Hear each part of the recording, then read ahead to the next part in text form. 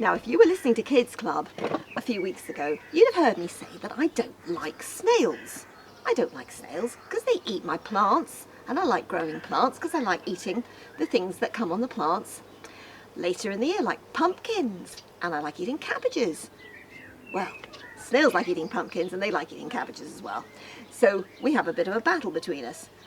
But we're going to make a snail today in craft that I don't mind at all. Here's one of my snails. Okay, there he is. Look, you see a smiley face, look. And his long eyes, because snails have eyes on the end of stalks. You look at a snail and you see the stalks on his head, that's where his eyes are, right up the top, look. And there he is, look. Now, he's not just a snail, he is a racing snail. You know, you have horses and you have race horses that run very fast. Well, this is a racing snail, okay? I'm going to show you how to make a racing snail, and then I'm going to race my snails. Right, let's put him down here and I'll tell you what you need. You need some paper, or some thin card, or some cereal packet. Now, I've made a snail. This one is paper, the one I showed you, okay? This one is made out of thin coloured card that we happen to have at home. And this one is made out of cereal packet, okay? So it doesn't really matter what you've got. You can make it with either one, and they're very easy to make. Let's have a go. I've got paper for this one. I need a couple of pennies, okay? Now, if you haven't got pennies, but you've got other coins, small coins like this, that somebody doesn't mind you borrowing for your snail, okay? Some coloured pens, and a pair of scissors. Here we go. Okay, so you want to make a strip of paper or card that is just a little bit wider than your penny. So let's just put there, okay. Going to make a little mark here. Okay, that's just a tiny bit wider than a penny. So then I'm going to fold my paper. You can see I've made coloured dots all over the back of this paper. Okay. Fold it to get a nice straight cut. That's the best way to get a straight cut, isn't it? Let's just fold it, run your nail along it like that, open it up, and that's where you're going to cut. All right. So I haven't got one ready prepared today, so you're going to have to watch me cut right down this piece of paper. But it shouldn't take me too long. If you're not very good with scissors, somebody else can do this bit for you, because the rest of it is quite easy. You've only got that and, well, 2, 3 small cuts to make. Okay, I'll put my paper away now because all I need is this strip. Okay, at one end, you're going to make, let's have my paper snail back, okay? You're going to make his eye stalks, okay? So, let's just cut down about that much. As long as you want his eye stalks to be, really. Okay, then you want to fold that bit down, and you're going to cut that middle bit right off. Okay. If I fold it back that way, it's probably easier. Okay, so there you are. Okay, he's got eye stalks. Right. Put him down so he's looking at you, and you're going to give him a face. We'll give him a smile down here. I'm going to give him a smile. Look. There's a nice smile. And what colour eyes is this one going to have? What have I got? I haven't got many pens today in the pen pod. I don't think I've got a blue. What's that? Oh, kind of blue. Okay. Up on the top of each eye stalk, there's an eye. Okay, I've just done little round eyes on this one. You can do different kinds of eyes if you want. Okay, so you have a face for your snail. Now, we're going to want this side to show any patterns or stripes. If you have a look, look, there's the one I made with cereal packet. I've put spots on his shell, and my paper one I've put stripes. Okay, so they're going to be on the side that has the face on it. So put him down with his face on it. You're going to start about a finger, well, I'll put my little finger. It would be probably one of your fingers, one of your bigger fingers. About that far down, because you don't want shell stripes on the front of him. Okay, you could even do this. Let's do this first. Okay, first of all, turn him over and fold up so that his body sits up, look, like mine. Okay, fold it up like that. Okay, then when you turn him over, you can start your stripes or your pattern or whatever. This end, don't do it on that end because that's going to be on his face. So I'm going to do something fairly quick here. Okay, I'm going to give him some wiggly lines. It's not going to show an awful lot because your shell is going to be wound up, but you'll see a bit of the pattern on him. Okay, this is a very quick way to do it. You do something careful and nice. You could do stripes, you could do flowers on him, you could do whatever you like. Okay, there he is. Okay, so that's what it should look like. You have the face, okay, and then you have the stripy pattern on the same side, or the spotty pattern, or whatever you've got. Okay, now's the fun. Put him down, look. Now he does not look like a snail, does he? Because he hasn't got a shell. So what you need now is one of the pens that you're using, okay, doesn't matter which one, and put it down near the end and just turn that over and start to roll him up. Now if you're a big brother or sister doing this with somebody younger, you might help them to get started, but I think even the smaller people among us can roll up their paper on a pen if they do it carefully. Okay, if it starts to go, oh dear, look, mine's come undone, you can start again. Roll them up fairly tight. Right, because it's going to unroll again, but you want to start with it fairly tight. Roll it, roll it, roll it until you get, can you see, I'm getting up near the body. I'm going to go right up to the back of his body. Okay, then I'm going to take the pen out. Now that doesn't look much like a snail shell, so I'm going to open it up a bit. Okay, just loosen it up. Loosen it up, and there, he's got a shell. Okay, so you have a face and a body. Let's make his eyes go forward a little bit. Okay, turn them forward a tiny bit. Now, and he's got a shell, but, well, he's not very strong. Okay, these ones, they stand up nicely. You could use them, if you wanted to, you could use them as what we call a paperweight, something to put down on something to stop it from blowing away. Because they're heavy, because they've got pennies on them, so this is where he gets his pennies. Now, I have a piece of tape. This is black tape, it doesn't matter, you can use sellotape, whatever you want. Okay, and I'm going to show you, do you remember we rolled it back so that it would stick both sides? Roll it there, so you've got the sticky side round, and roll the other side over the top of it so that you've got sticky all over it, okay? And we're going to put a piece of this onto each penny. On that penny, stick that there, okay? And on that penny. Now, these pennies want to stick on just behind his head, so pull his shell back a bit, okay? Put it down firmly. I've used 2 pennies because I want him to be heavy enough to do his racing. Okay, although, actually, my yellow one, which I made first, has only got 1 penny. And he does work. So if you can only find 1 penny, good for you. Do it with 1 penny. Okay, so there he is. There's my snail. I might want to sort his shell out a little bit now. Okay, we used paper because paper is what a lot of people have got at home. But I actually think that my cereal packet one is one of the best. So if you have cereal packet or thin card, then try and make it out of that. If you haven't, paper is fine. Paper will work. Okay, so there we are. I have got 4 racing snails. Now, why am I calling them racing snails? Because, okay, let me just take these things carefully off the table. If I just tilt my table, you can't tilt your table, so don't try. Oh, no, my table is too sticky. I need something better. Oh, look, one of them is beginning to move, look. Oh, they're beginning to move. Yeah, look, oh, the new paper one is doing really well. Okay, I've got something better than this. Let me move my table out of the way. Okay. I have got a surfboard, a bodyboard.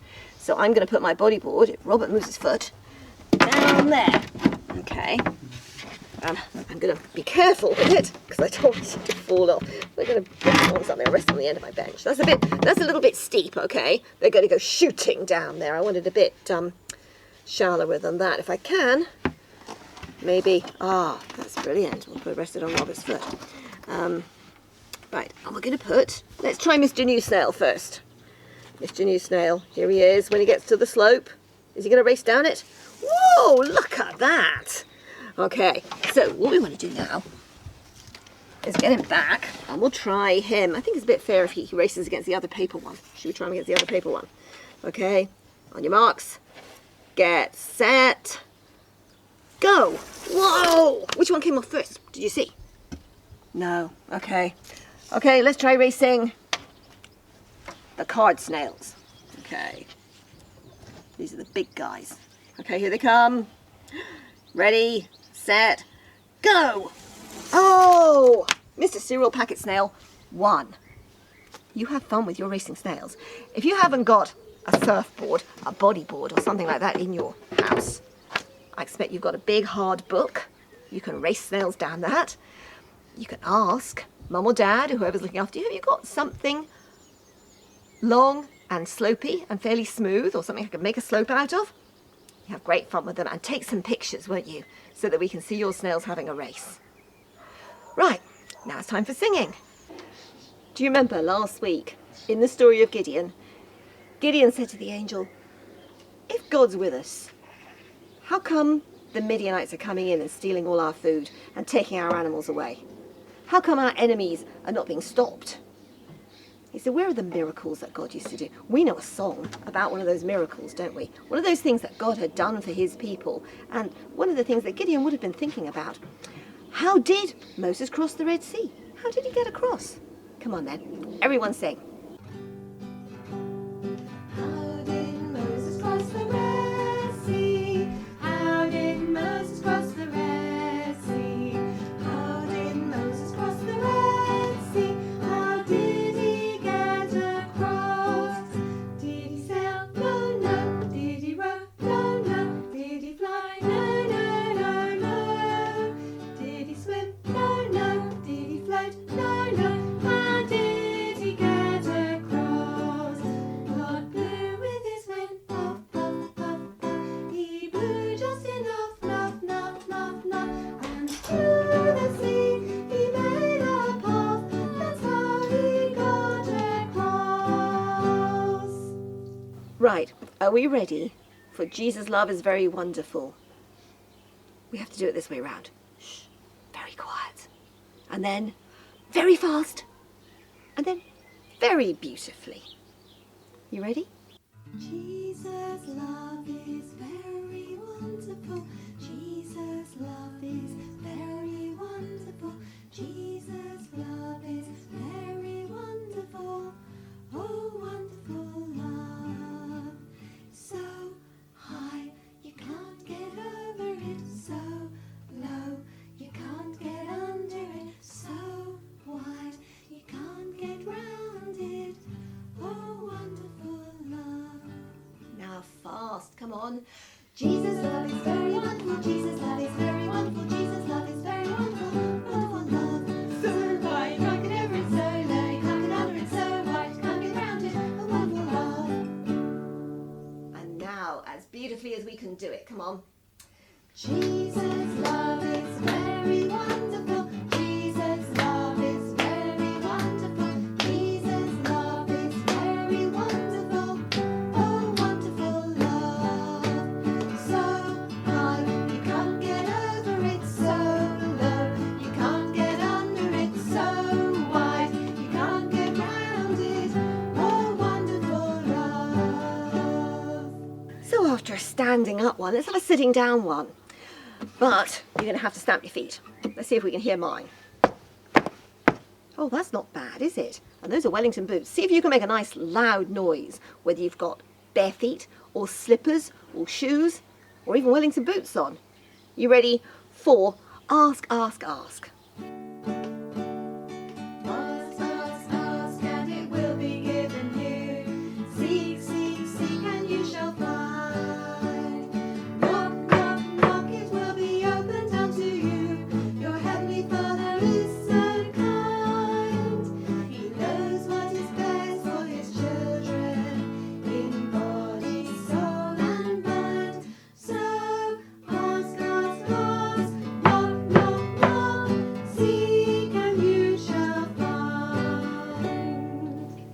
always sitting down. How about singing Fishers of Men? But you've got to be ready with your fishing rods, haven't you, for this one? I will make you fishers of men, fishers of men, fishers of men. I will make you fishers of men if you follow me. If you follow me, if you follow me. I will make you fishers of men if you follow me. We started learning When the Road is Rough and Steep. Let's see how we get on with that one this week. When the road is rough and steep, fix your eyes upon Jesus. He alone has plans to keep. Fix your eyes upon Him. Jesus is a gracious friend, one on whom you can depend. He is faithful to the end. Fix your eyes upon Him. Do you remember who we talked about last week? It was a man called Gideon, wasn't it? Do you remember that name? Gideon was the man who was hiding inside the wine press, in behind those walls. And an angel came and spoke to him and told him an amazing message. God said, you are going to save Israel from the enemies, from the Midianites, these people who came in on their camels and destroyed all the crops and stole all the animals.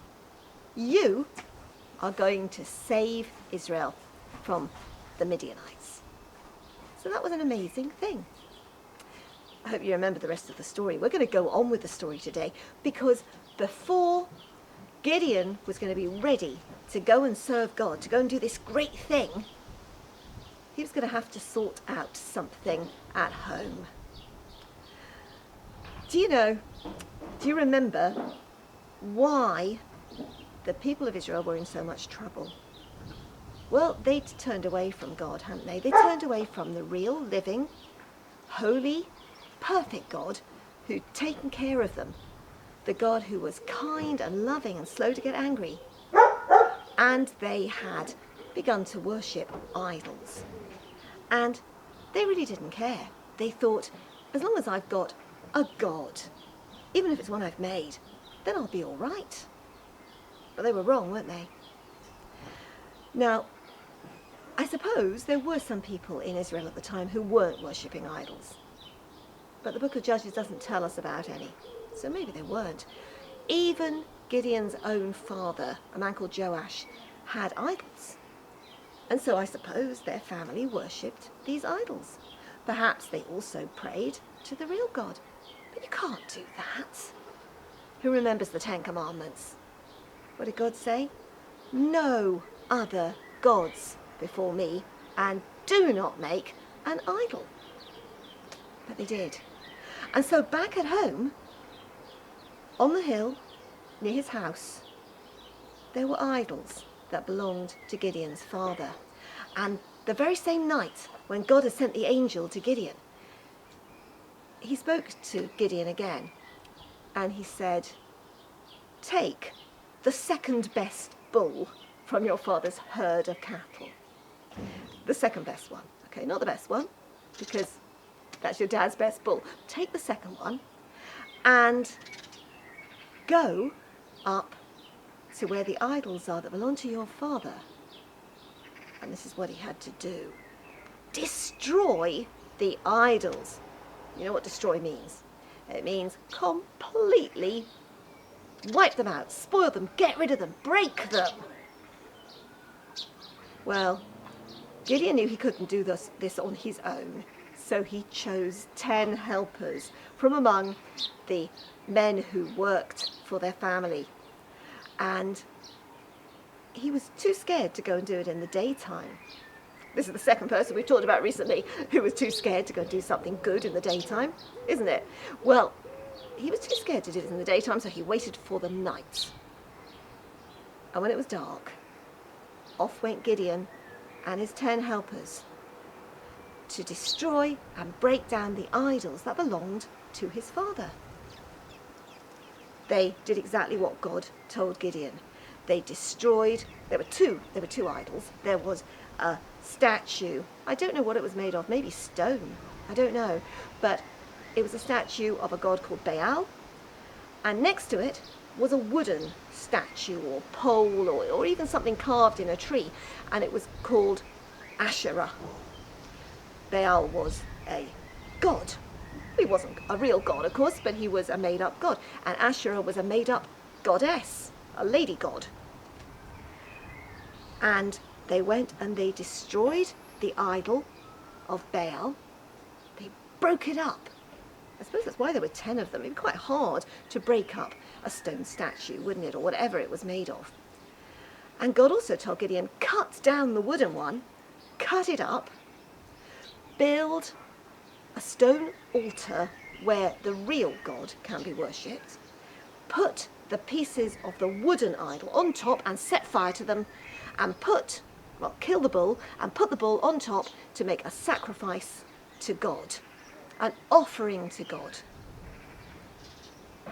So this is what they did. And in the morning, when everybody else was up and about, walking around, and it was daylight, what do you think they saw? Well, they saw that the idol had been destroyed, the statue of Baal, and the Asherah pole had been cut down and burnt. And they were very upset, the other people, because I suppose perhaps they were scared. Because when people make a god, they make an idol, although they've made it themselves or someone's made it for them, they very soon get to believe that that idol is so special that if you broke it, terrible things would happen. They might think it was bad luck because their idol was broken. So people were very angry and they marched up to Gideon's house and they banged on the door and they called out to his father Joash, your son, Gideon, I suppose somebody had told them who had done it, has broken down your idols and he deserves to die because he's broken down the idol of Baal and the idol of Asherah. Well, what do you think Gideon's dad, Joash, said? Well, he didn't want his son Gideon to die, did he? He came out and he said, are you pleading for Baal? That means, are you standing up for him? Are you arguing for him? He said, if he is a real God, let him argue for himself. Let him plead for justice. Maybe Joash himself had begun to think, well, nothing happened. My idols have been broken and nothing has happened to us. Maybe they're not real after all. And he said to these people, if he's a real God, let him plead for himself. Well, they gave a new name to Gideon. They called him Jerubbaal. It means, let him argue with Baal. It's a funny sort of name, isn't it? I don't suppose he used it as his name. But you see, something amazing was happening. In Israel, where people were all worshipping idols and turned away from God, somebody was brave enough to obey God and to break up the idols. And nothing happened. Baal and Asherah couldn't harm them because they weren't real. They were just things that people made statues of. They weren't real because there is only one real God. The Bible tells us, the Lord our God, the Lord is one, and you shall serve and love him with all your heart, with all your soul, and with all your strength. So that was the next thing that happened to Gideon, okay? God told him, go and destroy the idols, and he went. He was faithful. He did it at night, but it didn't matter. He did it. And nothing bad happened because of it, because they couldn't hurt him. because they're not real. Do you know, it makes me think, that story about Gideon makes me think a little bit about us and what it's like for us. It's easy to think, oh, well, I would go and I'd obey God and I'd go and do great things for God. And, well, look at other people. They're not like me. Perhaps they wouldn't want to go and do a brave thing like that, but I would do it. But God said to Gideon, first of all, you have to sort out this thing that's wrong in your own house. Okay? Before he could go off and do this great thing for God, sort yourself out first. Jesus told a story that's a bit like that. He said, don't look at other people and say, oh, I can see what you're doing wrong. I can sort you out. If you haven't sorted out yourself first, if you haven't turned away from your own sin, how can you go and help somebody else? Jesus said it's like somebody who's got a great big piece of wood stuck in their eye saying, I'll help you get that splinter out of your eye, that little tiny speck. Silly, isn't it? So we have to look at our own lives, don't we? Not other people's. We don't say, well, that person's not as good as me. We have to look at our own lives, and when we look, we see that, well, we're not really good. We're definitely not good enough for God. And we need to be sorry for the things we've done wrong. And we need to put our trust in Jesus, because he's the only really good one. And because he died for us, we can have our sins forgiven. So the story of Gideon today reminds me of that. It's a good thing to be reminded of, isn't it? Now, we're going to have the memory verse now, and I haven't written it down. I was going to write it on the side of my garage, but I think you can learn this one without having it written down. We'll learn it in bits, okay? It was something that was said by a man called Joshua. Joshua lived just before the time of the Judges. Do you remember I said Gideon? The story of Gideon is in the book called Judges. Just before that book in the Bible is a book called Joshua. And this man Joshua said this. He'd been talking about everybody needing to be sure whether they were worshipping the real God or made-up gods. He said there's the real God and there's made-up gods. Now, you have to decide, am I going to worship and love and know and belong to the real God? Or am I going to, would I rather go my own way? Make up my idea of what God's like. Make an idol perhaps. Or just decide to do my own thing. But Joshua wanted them to know who he was going to follow, who he was going to serve. So he said, as for me and my household, that's everybody in his family, we will serve the Lord. Okay, and that comes from the book of Joshua. Joshua chapter 24 and verse 15. So let's try saying it together. First of all, he said, as for me. Okay, well, I don't know what you're going to do, but as for me. Okay, you ready? As for me. Okay, and then the other people that live with him as well, because he was in charge of his family. He was the boss of his family. And my household. My family. Okay, so as for me and my household, can you say that again? As for me and my household, what were they going to do? We will serve the Lord. Okay, start again.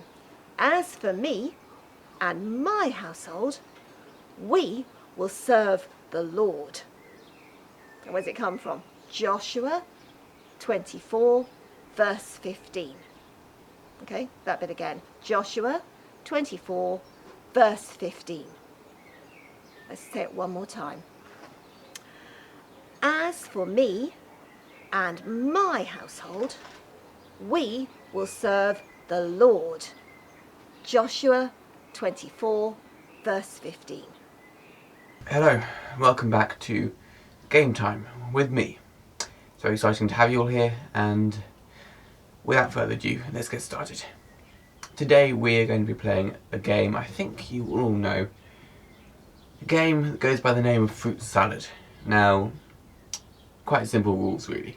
I'm going to tell you a story, and if I say the word fruit or fruit salad, and if I say the particular fruit which you are, you have to stand up and turn around and sit back down again, or run backwards and forwards in your living room or wherever you are. You can decide which one you do. And the fruits you can choose to be are going to be bananas, strawberries, mangoes and passion fruits. Bananas, strawberries, mangoes and passion fruits. And yeah, choose a fruit, and I'm going to tell a story. I'm going to incorporate fruit and fruit salads and that kind of thing into my story, and you get to run around and we'll have a fun time. Basically is the name of the game. So with that all out of the way, it's time to have a little story. So sit back, get comfortable, because this is story time with Robert. It happened a couple of years ago, and it was in December. I was walking home from work and down a cold, dark street in London. The wind was howling away, and to be honest, I was in a hurry to go home, and then I saw out the corner of my eye a fruit stand. And I went over to the fruit stand and I said to the chap who was working there, and I said to him, "What are you doing here? You know, surely there's no one here who's going to buy fruit on an evening like this." And he said to me, you'd be surprised. People come out to buy fruit in all weather." I was like, "Really?" I thought everyone's been trying to get home today, not buying fruit. He said, no, everyone will come and buy fruit, just you wait and watch." So I went and I sat on the curb and I waited. And I waited and I got very cold, because it was cold, unsurprisingly, being that it was December and cold. So there I sat and waited, and then along came a couple, an old man and a woman. They came up to the fruit stall, and they said to Jim. Now Jim was the name of the person who owned the fruit stall. They said to him, "Just our usual, please." And he said, "Of course, ma'am." And he gave them a big bag of bananas and passion fruits. And then they went off. And I waited there a little longer. I was like, okay, one couple came along, fair enough. And a little later, 3 other people came. And I think they were all brothers. And they came along and they said, "Hi Jim, how are you doing?" He said, I'm doing good, thanks. How are yourself?" And they said, "Yeah, I'm good. We're good too. Just our usual tonight." And he said, "Right, you go. Here is your bananas and your apples and your passion fruits and your mangoes." Mangoes. And they went off home with their bananas and their apples and their passion fruits and their mangoes. And I was still there waiting for, see if anyone else would come. And I didn't have to wait for long, actually, before a big black car came down this small little back street. And out came the Mayor of London, and he came over to the fruit stand, and he said, "Hello Jim, how you doing?" He said, "I'm doing good, thank you. How's business being the Mayor of London?" And the Mayor of London said, "Business is good, I'm here in London, we've got Boris bikes and transport and that kind of stuff, and hey, you can get on 2 buses for the price of 1. And Jim said, "That's good. Anyway, here you go, here is your usual." And he gave him a big bag of bananas and apples. And then the Mayor of London said, "Do you mind if I also have some mangoes and passion fruits and some apples?" And he said, No worries, here you go." And he said, "Yeah, well, I'm having a bit of a party tonight, and going to make a big fruit salad." And Jim said, no, you can't go wrong with a bit of fruit salad. Good party staple fruit salad is." So anyway, the Mayor of London went off home with his fruit in order to make his big fruit salad. And I was still sitting there on the corner of the curb, and I said to myself, "You know what, Robert? You know what? After sitting here on the corner of a curb, weirdly, for some weird reason, not sure why, you should buy yourself some fruit." So I went to the fruit stand, and I said to Jim, "Just my usual." And he said to me, "You haven't been here before, you can't have a usual." I said to him, right. Sorry, I forgot about that. So I said to him, "You know what, I'll take the lot." He said, "Really? Take the lot?" Yeah, take the lot. So I had a big bag of bananas and apples and mangoes and passion fruits. And I went off home and I made a big fruit salad. And I ate some of the fruit salad. Not all of it, because it was like a big fruit salad. And yeah, that was just an interesting experience. And then a couple of days ago, actually, well, I say a couple of days ago, but it was a long time ago. It was well, it was before lockdown, right? So it was a while ago. Back in the day when we were allowed to go around, I went back to well, I've been going back to this place quite a lot, and I went over there and I said to Jim, "Do you remember the first day I came and met you here and I bought fruit from your fruit stand?" He said, "Of course I remember the first day. It's always glad to have you as a customer." And you know what? I go there every week to buy my fruit. He's a great chap. We have a good talk every day, and yeah.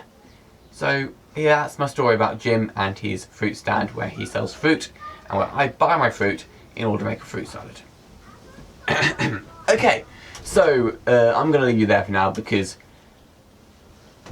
I've worn myself out making that story up. And anyway, have fun. You can carry on playing this game at home with you know, your parents, your brothers and sisters, and we will hopefully see you next week. And one more thing. If you doing your craft, if you take photos of your craft, your parents can send them to this email address, and we will put them up at the end of the video, which is going to happen right now in 3, 2, 1, end.